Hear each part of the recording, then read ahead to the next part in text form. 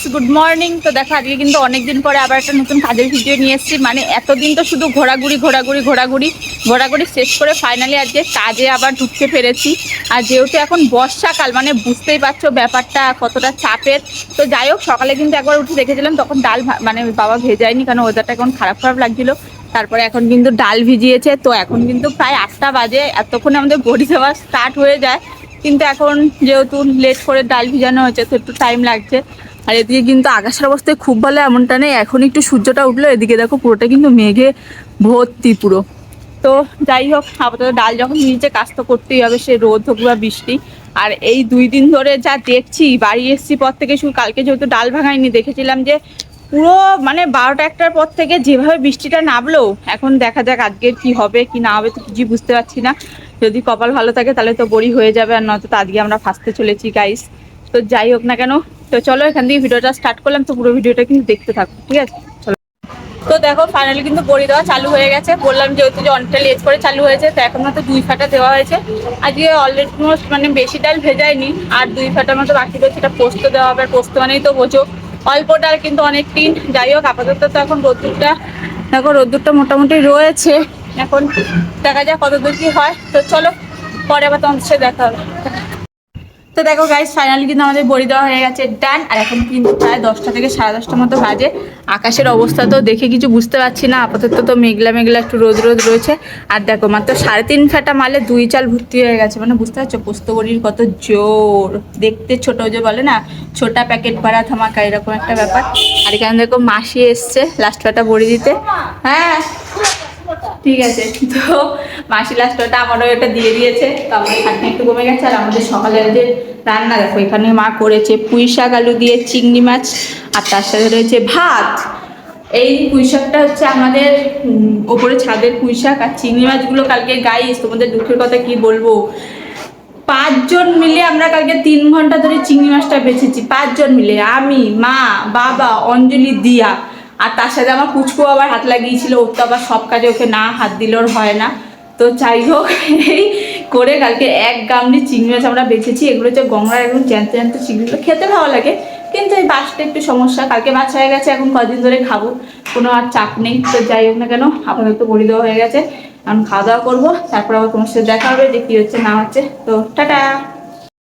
তো দেখো ফাইনালি কিন্তু এখন বইটা উঠে গেছে, ঠিক আছে? মানে আজকে কপালটা খুব ভালো আমাদের, যে এখনো পর্যন্ত আপাতত সেরকম কোনো সিচুয়েশন তৈরি হয়নি। কিন্তু আকাশে কিন্তু মেঘে দেখো, মেঘে কিন্তু আস্তে আস্তে ভর্তি হচ্ছে। এখন যাই না কি হবে কি না হবে। তো চলো, পোস্ত বড়ি আর কুচো বড়ি দেওয়া যেহেতু মোটামুটি তাড়াতাড়ি উঠে গেছে, রোদ্দুর যা হয়েছে। তো চলো একটা বইটা ঢেলে আসি, তারপরে তোমার সাথে দেখো। তো দেখো গাইস, ফাইনালি কিন্তু বড়ি ফড়ি ঢালা হয়ে গেছে, দেখো পুরো কমপ্লিট।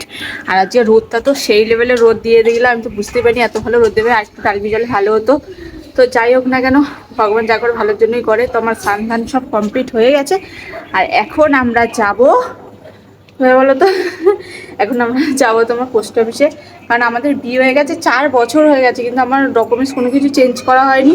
তো আজকে ফাইনালি আমি আমার আধার কার্ডটা চেঞ্জ করতে পারবো। তো ওখান দিয়ে ফোন করেছিল, তো এখন ওই জন্য তাড়াহুড়ো করে সন্ধান করে নিয়েছি। তোমাদের সাথে তখন ক্লিপ নেওয়া হয়নি। তাহলে এখন একটা ছোট্ট আপডেট দিয়ে দিই। তো এখন যাবো পোস্ট অফিসে। তো চলো বেশি বকবক করবো না, তাড়াতাড়ি করে আগে রেডি হয়নি, তো বাবা দেখাচ্ছি। তো দেখো, যেই কাজের জন্য বেরালাম সেই কাজটা তো আর হলো না, তাই মনটা খারাপ হয়ে গেছিলো। তাই বর কিন্তু আমাকে মিষ্টির দোকানের সামনে নিয়ে এসে আমার মনটা পুরো খুশি করে দিল। বাড়ি চলে এসেছি। আর আসার পরে তো আমি একটা সারপ্রাইজ পেয়ে গেছি, সেটা হচ্ছে এই দেখো, এটা হচ্ছে নাকি তোমার আম দই, ঠিক আছে? আমি কোনোদিনও খাইনি, এটা নাকি নতুন এসছে তোমার মিয়ামোড়ে। তো আমার বোন আমার পুচকুর জন্য নিয়ে এসছে। আর পুচকু মানে তো আমার তো বুঝতেই পারছো, আমি তো খুব খুশি। স্মেলটা তো দারুণ বেরাচ্ছে, খেতেও আশা করছি ভালো হবে। তো চলো আপাতত খেয়ে খাই, তারপরে তোমার সাথে দেখা হচ্ছে। ঘেমে নিয়ে পুরো অবস্থা খারাপ হয়ে গেছে, বুঝতেই পারছো এই গরমের মধ্যে সবে মাত্র বাড়ি আসলাম।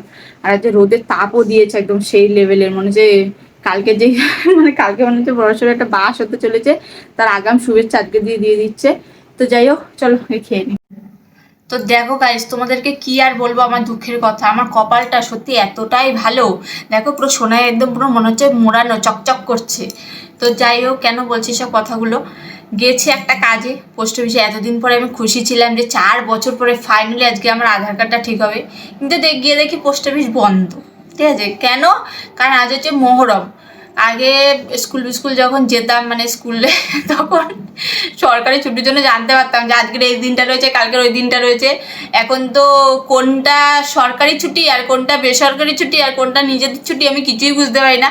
কারণ এখন তো জীবনে ছুটি নেই, শুধু কাজ করো করো আর করো, করো আর করো, করো আর করো, করা ছাড়া আর কোনো মানে ছুটির কোনো তো নাম নিশান নেই। সেজন্য এইসব মাথা থেকে পুরো আউট হয়ে গেছে যে আজকের মহরম, আজকে বড়দিন, আজকে দুর্গা পুজো, আজকে কালী পুজো, আজকের এই, আজকে সেই, মানে এতগুলো যে ছুটি রয়েছে, কোনো ছুটি তো আর পাই না জীবনে।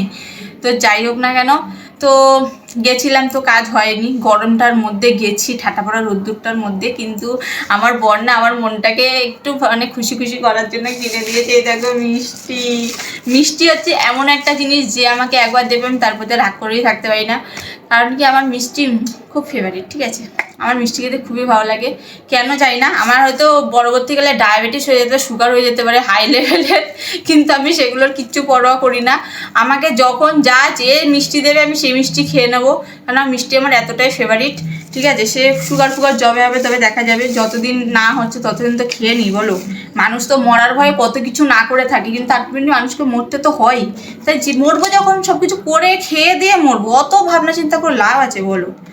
তো দেখো প্রথমে মিষ্টিটা দেখা, এটা হচ্ছে তোমার কি বললো, কি ছানার এক ধরনের মিষ্টি। এটাতে বললো সুগার একটু কম আছে। আমার বর তো আমার অনেক কেয়ার করেতে সুগার ফ্রি মিষ্টি খাওয়াচ্ছে।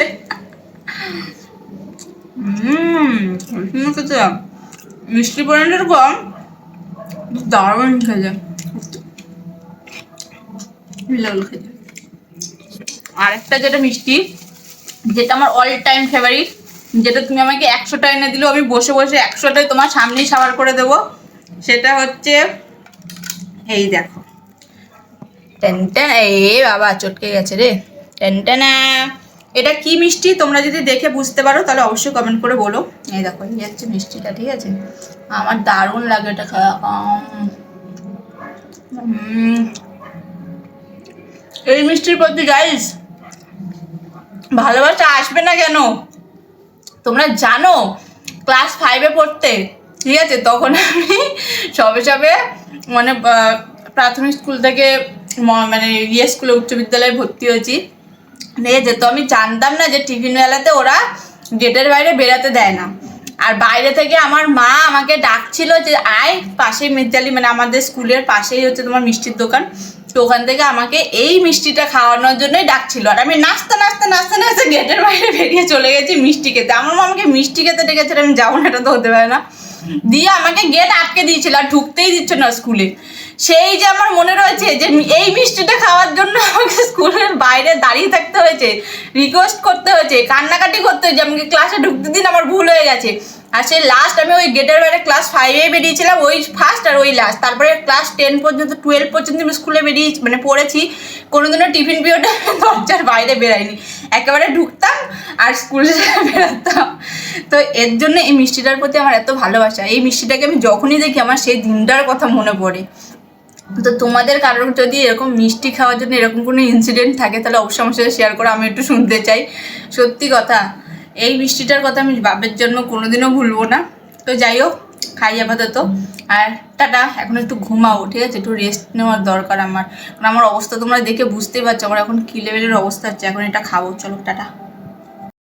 তো দেখো ফাইনালি কিন্তু সব কাজবাজ হয়ে গেছে শেষ, মানে সব কাজবাজ কেন বললাম, লাস্টে যে বড়িটা দেওয়া হয়েছিল সেটা শুকনোতে দেওয়া ছিল, তো সেইগুলো এখন এই যে তুলে দিয়েছি। কাকিরা বড়ি প্যাকেট করছে, ঠিক আছে, ওদের এটা করলেও হয়ে যাবে। এতক্ষণ ধরে বড়ি প্যাকেট করে চক্করে পুরো ঘেমে নিয়ে পুরো একসা কাণ্ড হয়ে গেছি। তো যাই হোক না কেন, যেহেতু কাজ সব শেষ হয়ে গেছে তার কোনো টেনশন নেই। তো এখন আমি যাব আমার একটা বান্ধবীর সাথে দেখা করতে।